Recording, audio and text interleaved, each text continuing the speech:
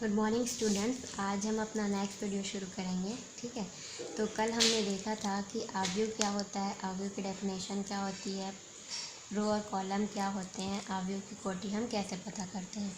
ठीक है, आज हम कुछ क्वेश्चंस देखेंगे जो अवयव के ऊपर बेस्ड हैं। तो फर्स्ट क्वेश्चन है आपका, 3 फैक्ट्रियों 1, 2 तथा 3 में पुरुषों और महिला कर्मियों से संबंधित निम्नलिखित सूचना पर विचार कीजिए।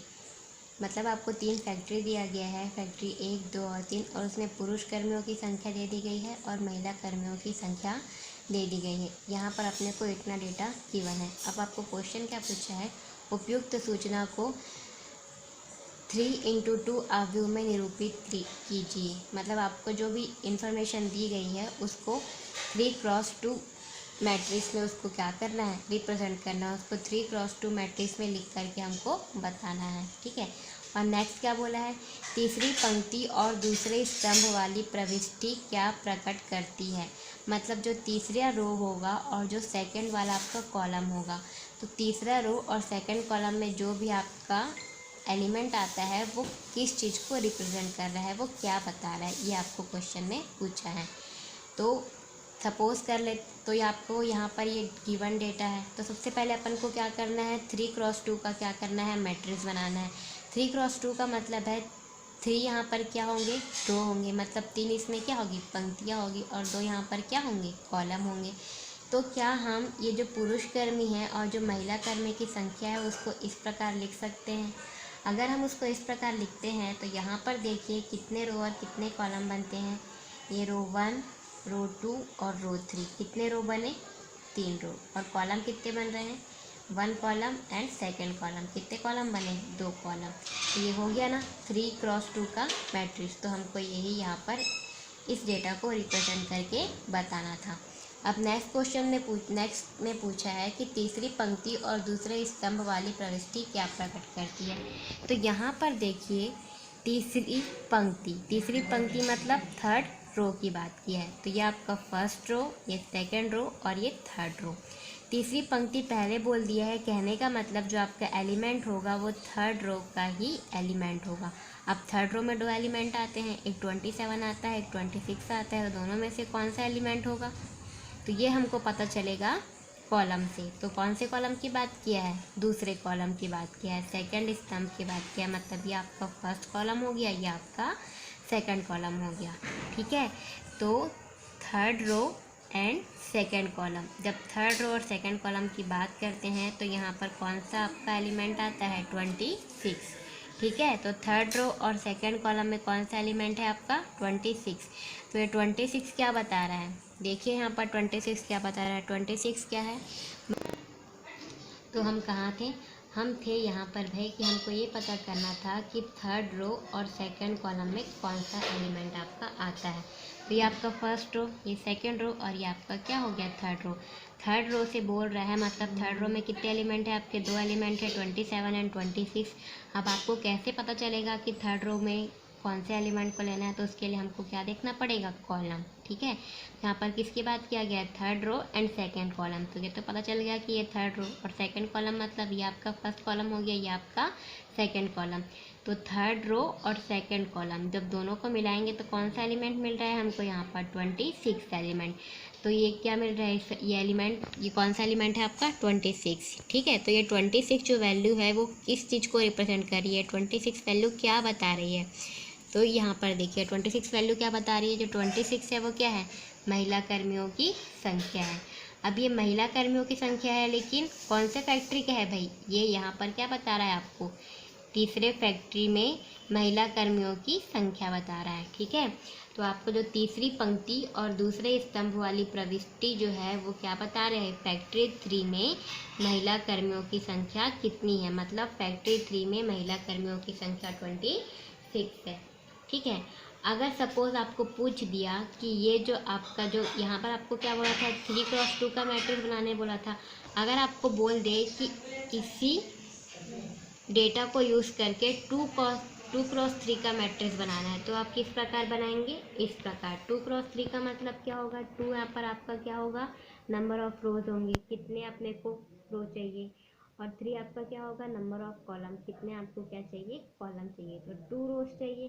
तो यहाँ पर अपने पास डेटा है, तो अगर अपन इसको इस प्रकार लिख दे 30, 25, 27 और इसको इस प्रकार लिख दे 25, 31, 26, तो यहाँ पर हमारे कितने रो बन रहे हैं, फर्स्ट सेकेंड 2 रो बन रहे हैं, और कॉलम कितने, कॉलम 1, कॉलम 2 एंड कॉलम 3, कितने कॉलम बन रहे हैं, 2 रो बन रहे हैं, और 3 आपके क्या बन रहे हैं, कॉलम बन रहे हैं। तो ये आपको कौन सा मैट्रिक्स बन जाएगा, 2 क्रॉस 3 का मैट्रिक्स बन जाएगा।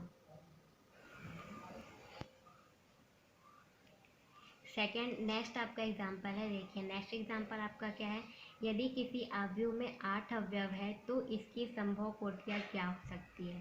ठीक है, हमें बोल दिया गया है कि 8 अवयव है हमारे पास, अब हमको इसकी कोटियाँ बतानी है। तो सबसे पहले आप एक चीज़ जान लीजिए, यदि किसी अवयव में m क्रॉस n, यदि किसी अवयव की कोटि m क्रॉस n है, मतलब हमें अवयव की कोटि पता है m क्रॉस n है, तो उसमें अवयव कितने होंगे, mn अवयव होंगे। चलो इसको एक एग्जांपल से देख लेते हैं। मान लो ये आपका एक मैट्रिक्स है 2, 3, 4, 5, 6, 7, ये आपका मैट्रिक्स है। अब इस मैट्रिक्स में रो कितने हैं, 2 रो हैं, और कॉलम कितने हैं, 1, 2, 3, 3 कॉलम है। ठीक है, तो इसकी कोटि क्या हो जाएगी, 2 × 3। तो अगर अपने को किसी भी अवयव की कोटि पता है तो हम उसके द्वारा उस अवयव में कितने अवयव है ये निकाल सकते हैं। तो इसकी कोटि क्या है, 2 × 3 है, तो इसमें अवयव की संख्या आपकी कितनी होगी, इन दोनों का आप मल्टीप्लाई कर दीजिए, कितने अवयव होंगे, इसमें 6 अवयव। मतलब अगर हमें किसी भी अवयव की कोटि पता होगी तो हम उस अवयव में कितने अवयव है ये अपन निकाल सकते हैं। इसी को यहाँ पे समझाया गया है कि यदि किसी अवयव की कोटि m × n है तो इसमें अवयव कितने होंगे, m n अवयव होंगे। मतलब इन दोनों m और n की वैल्यू को आपको क्या कर देना है, मल्टीप्लाई कर देना है। सेम हमने यहाँ पर किया, 2 और 3 को मल्टीप्लाई कर दिया तो क्या हो गया, 6 अवयव हो गया। ठीक है, बट क्वेश्चन में क्या पूछा है कि यदि किसी अवयव में 8 अवयव है तो इसकी संभव कोटियाँ क्या हो सकती हैं। तो यहाँ पर अपने को क्या दे दिया गया है, अवयव की संख्या दे दी गई है और अपने को कोटि निकालना है। अगर हमें कोटि पता है तो हम अवयव निकाल सकते हैं कि कोटि इतनी है तो अवयव क्या होंगे, 6। अभी हमको क्या दे दिया गया है, अवयव दे दिया गया और हमको क्या निकालनी है कि इसकी कोटि क्या क्या बन सकती है। तो इसको कैसे निकालेंगे देखते हैं। तो देखो इसका सॉल्यूशन कैसे बनेगा। सबसे पहले अतः 8 अवयव वाले अवयव की संभव कोटियाँ ज्ञात करने के लिए 8 के उन सभी क्रमित युग्मों को ज्ञात करेंगे जिनका गुणनफल 8 हो। मतलब हमारे पास अवयव कितने हैं भाई, 8 अवयव हैं। ठीक है, हमारे पास अवयव कितने हैं, 8 है। मतलब कोई अवयव है जिसमें एलिमेंट कितने हैं आपके, 8 एलिमेंट है। अब ये जो 8 है, इस 8 को हमको क्या करने हैं, इस 8 के हमको पेयर्स बनाने हैं। ठीक है, इस 8 के हमको क्या करने हैं, पेयर बनाने हैं। यहाँ पर क्या बोला गया है, क्रमित युग्म। क्रमित युग्म का मतलब है हमें उसके क्या करने हैं, पेयर बनाने हैं। पेयर मतलब 2 संख्याओं की जोड़ी बनानी है। ठीक है, अब वो 2 संख्या इस प्रकार होनी चाहिए कि उन दोनों को जब मैं गुणा करूँ तो उनका गुणनफल क्या आ जाए, 8 आ जाए। जैसे कि अगर मैं इस 8 का पेयर बनाती हूँ तो क्या बना सकती हूँ, 1 और 8 बना सकती हूँ। ठीक है, अब ये 1 और 8 को मल्टीप्लाई करूँगी तो क्या बन जाएगा, 8 1 जा 8। इसका एक और पेयर क्या बना सकती हूँ, 4 और 2 बना सकती हूँ। जब 4 और 2 को मल्टीप्लाई करूँगी तो क्या बन जाएगा, मेरा 8 बन जाएगा। या फिर 8 का एक और पेयर बना सकती हूँ, 8 × 1 बना सकती हूँ। इन दोनों को मल्टीप्लाई करूँगी तो मुझे क्या मिलेगा, 8। या फिर 8 का क्या पेयर बन सकता है, 2 और 4 बन सकता है। ठीक है, मतलब जो आपके पास जितने भी आपको अवयव दिए रहेंगे, अगर आपको उस अवयव से कोटि ज्ञात करनी है उस अवयव की, तो उस अवयव को आपको क्या करना पड़ेगा, पेयर्स में तोड़ना पड़ेगा। ठीक है, पेयर्स में तोड़ेंगे और ऐसे नंबरों में तोड़ना है आपको कि जब दोनों का गुणा करो तो आपको क्या मिले, वही अवयव आपको मिल जाए। मतलब यहाँ पर अपने को 8 अवयव दिया है तो इस 8 को क्या करेंगे, पेयर्स में तोड़ेंगे। और जब पेयर्स में तोड़ते हैं, जैसे मैंने यहाँ पर 1 और 8 में तोड़ा है, तो जब इन दोनों को गुणा करूँगी तो वापस से मुझे क्या मिल जाए, 8 मिल जाए। ठीक है, तो इस प्रकार इसकी कोटियाँ क्या क्या बन सकती है, इसके क्रमिक युग्म क्या क्या बन सकते हैं, 1 8 8 1 2 4 4 2 बन सकते हैं इसके क्रमिक युग्म। ठीक है, तो इसकी कोटियाँ क्या बनेंगी, 1 क्रॉस 8 8 क्रॉस 1 2 क्रॉस 4 4 क्रॉस 2 बन सकता है। मतलब अगर हमारे पास 8 अवयव है तो उस 8 अवयव से कितने कोटि के मैट्रिक्स बन सकते हैं, 1x8, 8x1, 2x4, 4x2 के मैट्रिक्स बन सकते हैं। नेक्स्ट क्वेश्चन देखते हैं। नेक्स्ट क्वेश्चन में आपको क्या बोला है, आपको अवयव ए दे दिया गया है। उस अवयव ए के लिए आपको ये सारी चीज़ें निकालनी है। पहला आपको क्या निकालना है, इसमें पंक्तियों की संख्या, दूसरा स्तंभों की संख्या, तीसरा अवयव की कोटि, चौथा अवयवों की संख्या, पांचवा आपको क्या दे दिए गए हैं, अवयव A12, A21, A31, A32 और A33, इन सभी की वैल्यूज निकालनी है। तो पहले पॉइंट देखते हैं। पहला क्या बोला गया है, पंक्तियों की संख्या, मतलब ये जो आपको अवयव दिया है इसमें पंक्तियों की संख्या कितनी होगी। तो कितनी होगी पंक्तियों की संख्या, देखते हैं। ये फर्स्ट पंक्ति, सेकेंड और ये थर्ड, तो पंक्तियों की संख्या कितनी हो जाएंगी, 3। स्तंभों की संख्या, यानी आपको क्या पूछा है यहाँ पर, कॉलम पूछा है, तो कितने कॉलम बन जाएंगे, फर्स्ट, सेकेंड, थर्ड और ये फोर्थ, कितने कॉलम बन जाएंगे आपके, 4। अब फिर क्या बोला है, अवयव की कोटि। अवयव की कोटि मतलब अवयव की कोटि कैसे निकालते हैं, अवयव कोटि इस प्रकार निकालते हैं, जो आपकी पंक्तियों की संख्या होती है और ये आपके स्तंभों की संख्या, उसको ऐसे मल्टीप्लाई करके लिख दिया जाता है, ये क्या होती है, अवयव की कोटि। नेक्स्ट अपने को क्या बोला है, अवयवों की संख्या। अवयवों की संख्या मतलब यहाँ पर कितने एलिमेंट हैं, ये तो आप यहाँ से गिनकर बता सकते हो अगर गिनकर बताना चाहे तो, बट गिनकर तो बता दिया भाई कि अगर दिया है ए की वैल्यू दी है तो हमने गिन के बता दिया। अगर ए की वैल्यू नहीं दी हो, सिर्फ उसकी कोटि दी हो, तो कैसे बताओगे कि कितने अवयव हैं, तब उस कोटि को क्या कर देंगे, हम मल्टीप्लाई कर देंगे। तो 3 × 4 करेंगे तो क्या मिल जाएगा, 12, मतलब इसमें टोटल कितने एलिमेंट है, 12 एलिमेंट। चाहो तो गिन के देख सकते हो, 1 2 3 4 5 6 7 8 9 10 11 12, मतलब कितने एलिमेंट है इसमें, 12। मतलब अगर आपको अवयव पता है तो आप उससे कोटि पता कर सकते हो कि कौन कौन सी कोटि बन सकती है। और अगर आपको कोटि पता है तो आप उससे अवयव पता कर सकते हो कि हाँ भाई टोटल इसमें कौन से अवयव होंगे। नेक्स्ट आपको क्या पूछा है, अवयव। अवयव A12, A21, A31, A32 और A33 की वैल्यू बतानी है। देखो A12 का मतलब क्या है, 1 2, मतलब 1 मतलब किसकी बात किया है, रो की बात किया है, और 2 मतलब किसकी बात किया है, कॉलम की बात किया है। यानी पहले रो और दूसरे कॉलम में जो अवयव है वो कौन सा अवयव है वो हमको बताना है, ठीक है। तो अवयव जो पहली पंक्ति और दूसरे स्तंभ में है। तो कभी भी अगर आपको ये A12, A21 इस टाइप की जब इसकी वैल्यू ज्ञात करनी होती है, आपको कुछ नहीं करना है, फर्स्ट वाली वैल्यू देखनी है। फर्स्ट क्या लिखा है, 1। 1 मतलब किसकी बात कर रहा है, ये पहली वाली वैल्यू किसको दर्शाती है, रो को दर्शाती है। यानी कि सबसे पहले आप किस में जाएंगे, फर्स्ट रो में जाएंगे। अब फर्स्ट रो में पता चल गया कि फर्स्ट रो की ही वैल्यू होगी, तो बाकी दो रो को छोड़ दो, बाकी दो रो को आपको ध्यान ही नहीं देना है। मतलब आपकी जो ये वैल्यू होगी वो फर्स्ट रो में से ही आएगी। अब फर्स्ट रो में भी 4 है, तो 4 में से कौन सी वैल्यू होगी, ये कैसे पता चलेगा हमको, कॉलम से। तो यहाँ पर कौन से कॉलम की बात किया है, सेकेंड कॉलम की बात किया है। हमेशा ध्यान रखना, जो A12 की बात करता है तो ये जो 1 होता है वो रो को बताता है, मतलब कौन से रो की बात किया गया है, और ये जो सेकंड वाली वैल्यू होती है वो कॉलम को बताती है, मतलब कौन से कॉलम की बात की गई है, ठीक है। तो यहाँ पर कौन से कॉलम की बात की गई है, सेकंड कॉलम की बात की गई है। तो ये अपना फर्स्ट कॉलम, ये अपना सेकंड कॉलम, ठीक है। तो फर्स्ट रो का एलिमेंट होगा, बाकी दो के तो एलिमेंट होंगे नहीं, मतलब बाकी दो को तो देखना ही नहीं है। और कॉलम कौन सा भाई, सेकंड कॉलम, तो कौन सा एलिमेंट होगा आपका, 5, ठीक है। तो ये A12 की वैल्यू आपकी क्या हो जाएगी, 5। ऐसे ही अगर A21 को देखें तो A21, 2 मतलब सेकेंड रो, 1 मतलब फर्स्ट कॉलम, तो ये हमारा सेकेंड रो हो गया। बाकी दो रो को आपको ध्यान नहीं देना है, केवल सेकेंड रो के ही 4 एलिमेंट में से ही वो एक एलिमेंट यहाँ पर होगा। अब वो कौन सा एलिमेंट होगा ये कैसे पता चलेगा हमको, कॉलम से। तो कौन से कॉलम से भाई, ये फर्स्ट कॉलम, तो ये आपका क्या हो जाएगा, इसकी वैल्यू 35। नेक्स्ट आपका क्या है, A31, 31 मतलब थर्ड रो, ये थर्ड रो और ये आपका फर्स्ट कॉलम, यानी कि कौन सी वैल्यू हो जाएगी आपकी, √3। नेक्स्ट क्या बोला है, A32, 32 मतलब ये आपका थर्ड रो और 2 माने सेकेंड कॉलम, तो ये आपका थर्ड रो और सेकेंड कॉलम, तो कौन सी वैल्यू हो गई, 1। नेक्स्ट 33 मतलब ये आपका थर्ड रो और third column, third row first second third column, यानी कि -5। तो इस प्रकार ये क्वेश्चन इस तरह से सॉल्व होगा। तो इस तरह से आप जितने भी इसमें अवयव है वो निकाल सकते हैं।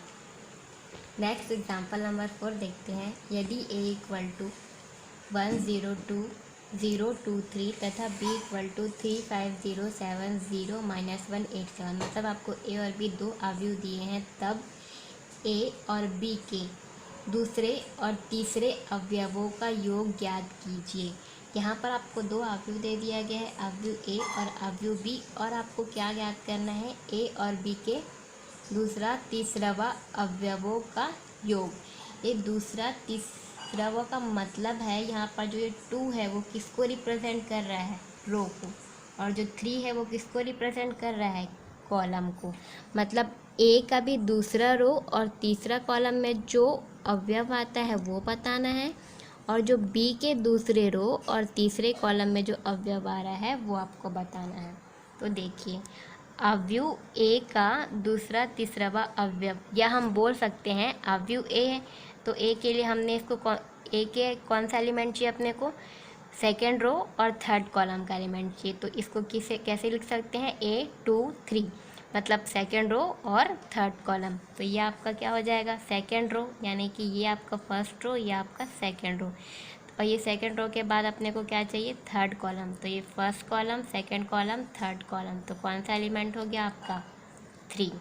ठीक, नेक्स्ट क्या बोला गया है भाई, अवयव बी का 2 3 व अवयव कौन सा होगा। तो अवयव बी इसकी बात कर रहा है, 2 3 मतलब सेकेंड रो थर्ड कॉलम।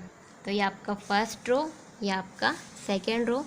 अभी सेकेंड रो में अपने को क्या देखना है, थर्ड कॉलम, तो फर्स्ट सेकेंड थर्ड कॉलम, तो ये क्या हो जाएगा आपका 8।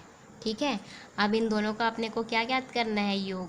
तो अभी इस योग क्या होगा आपका, A23 प्लस B23, A23 की वैल्यू 3 है, B23 की वैल्यू 8 है, तो 8 प्लस 3 इक्वल टू क्या हो जाएगा, 11। तो ये आपका क्या होगा, आंसर। ठीक, नेक्स्ट क्वेश्चन देखते हैं। नेक्स्ट क्वेश्चन आपको क्या बोला गया है, 3x3 अवयव का अवयव AIJ equal to 1/2 mod -3i plus J द्वारा परिभाषित है, तब A32 का मान ज्ञात कीजिए। यहाँ पर आपको क्या बोला है कि ये जो AIJ है, AIJ इक्वल टू क्या दिया है, 1/2 मॉड -3i प्लस जे। ठीक है, और ये जो आपका अवयव है, ये कितने का अवयव है, 3x3 का अवयव, मतलब उसकी कोटि क्या है, 3 है भाई। ठीक है, उसकी कोटि है 3x3, और आपको क्या ज्ञात करना है, A32 की वैल्यू ज्ञात करनी है। तो हमेशा एक बात ध्यान रखिएगा, जो यहाँ पर आपको AIJ दिया है, इस I का मतलब होता है रो और J का मतलब होता है कॉलम। I किसको रिप्रेजेंट करता है, रो को, और J किसको रिप्रेजेंट करता है, कॉलम को।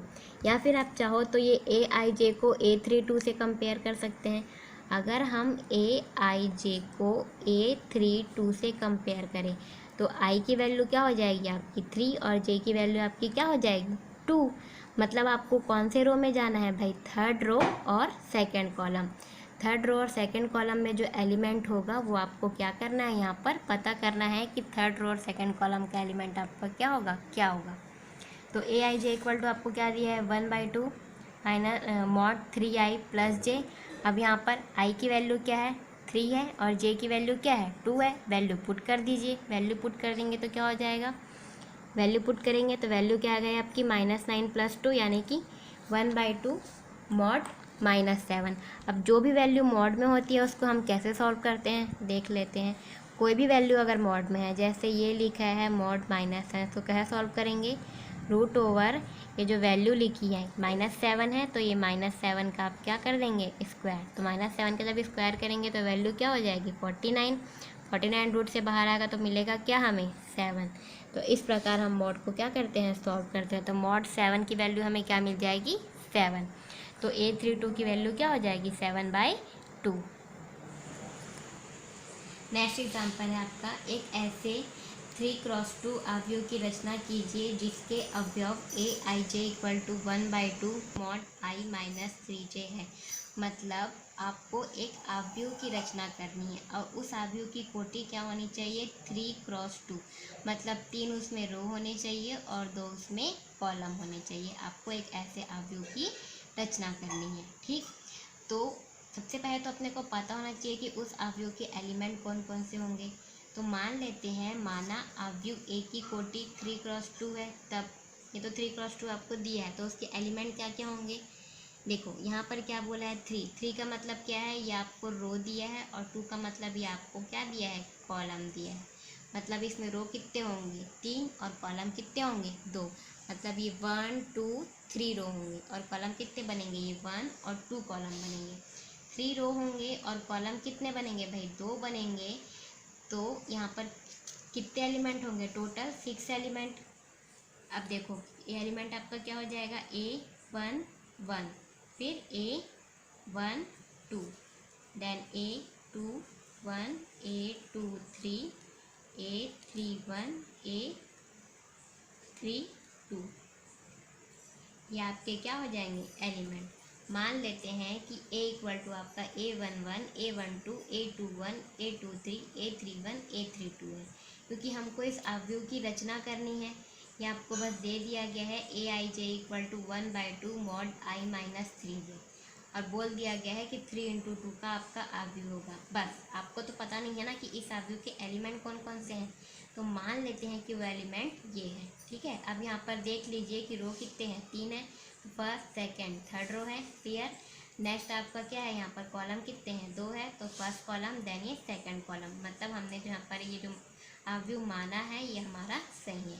सबसे पहले तो ये आपकी जो वैल्यू, ये जो माने होते हैं, ये आपकी वैल्यू करेक्ट होनी चाहिए। तो सबसे पहले आपको क्या पता करना है कि ये A11 वाला एलिमेंट कौन सा है, क्या होगा A11 वाला एलिमेंट, A12 वाला एलिमेंट। इसके लिए हम क्या करेंगे, देखो यहाँ पर आपको दे दिया गया है कि Aij इक्वल टू क्या है, 1/2 मॉड I माइनस 3j। अब यहाँ पर आपको कुछ नहीं करना है। हम सभी जानते हैं कि ये जो I होता है वो रो को रिप्रेजेंट करता है, और जो J होता है वो कॉलम को रिप्रेजेंट करता है। आपको किसकी वैल्यू निकालनी है, Aij की वैल्यू निकालनी है। अब इस A11 की वैल्यू निकालनी है। तो A11 की वैल्यू, तो पहला वाला, तो अगर पहला वाला जो ये 1 है ये किसकी वैल्यू है, I की वैल्यू है, और ये दूसरा वाला 1 किसकी वैल्यू है, J की वैल्यू है। या फिर अगर कभी भी समझ ना आए तो दोनों को क्या कर लीजिएगा, कंपेयर कर लीजिएगा। जब दोनों को कंपेयर करेंगे तो ये I की वैल्यू क्या हो जाएगी, 1, और ये J की वैल्यू क्या हो जाएगी, 1। तो ये जो I की वैल्यू हो गई 1, J की वैल्यू 1, तो I की वैल्यू को इस इक्वेशन में पुट कर दीजिए, J की वैल्यू को इस इक्वेशन में पुट कर दीजिए। I की वैल्यू पुट करेंगे तो I की वैल्यू हो गई 1, J की वैल्यू पुट करेंगे तो 3 × हो जाएगा आपका 1। इसको सॉल्व करोगे तो क्या आएगा आपको, 1/2 मॉड 2। अब इस मॉड 2 को सॉल्व करेंगे तो यहाँ पर आपकी वैल्यू क्या हो जाएगी, 1 हो जाएगी। सेम आपको कौन सा सेकंड वाला अगर आपको एलिमेंट चाहिए तो क्या है आपका सेकंड वाला एलिमेंट, क्या होगा आपका A12। अगर आप इन दोनों को कंपेयर करो, यहाँ पर Aij और A12, आप इन दोनों को कंपेयर करिए। कंपेयर करेंगे तो यहाँ पर I की वैल्यू क्या मिल रही है, I इक्वल टू 1 मिल रहा है, और J इक्वल टू क्या मिल रहा है, 2 मिल रहा है। मतलब इस इक्वेशन में I इक्वल टू क्या रखेंगे, 1, और J इक्वल टू क्या रखेंगे, 2। तो यहाँ से क्या हो जाएगा आपका 1 और 3 2 ज़ा 6। इसको सॉल्व करने से हमको क्या मिलेगा, 5/2। ऐसे ही सारे इक्वेशंस को हम क्या करेंगे, सॉल्व करेंगे। सारे एलिमेंट इस तरीके से हम क्या करेंगे, निकालेंगे, जो जो हमने यहाँ पर माना है। अब हमने क्या माना था कि A equal to A11 A12 A21 A22 A31 A32। A11 की वैल्यू पुट कर दीजिए। A11 की वैल्यू आपकी क्या निकाली है हमने, 1। A12 की वैल्यू क्या निकाली है, 5/2। A21 की वैल्यू 1/2। A22 की वैल्यू 2। A31 की वैल्यू 0। A32 की वैल्यू 3/2। तो इस प्रकार आपका 3×2 का मैट्रिक्स यहाँ पर हमको मिल गया कि ये 3×2 के मैट्रिक्स में कौन कौन से एलिमेंट होंगे। यही हमें पता करना था कि भाई आपको ये इक्वेशन दे दिया है, अब इस इक्वेशन से पता करो कि 3×2 के मैट्रिक्स में कौन कौन से आपके एलिमेंट होंगे।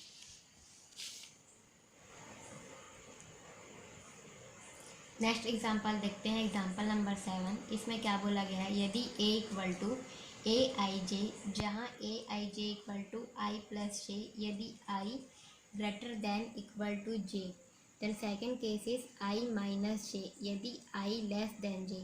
यहाँ पर देखिए A आपका क्या है, मैट्रिक्स है, ठीक है। A जो मैट्रिक्स है वो किसके इक्वल है, Aij के। अब Aij में भी आपको दो केस दे दिए हैं, I प्लस J।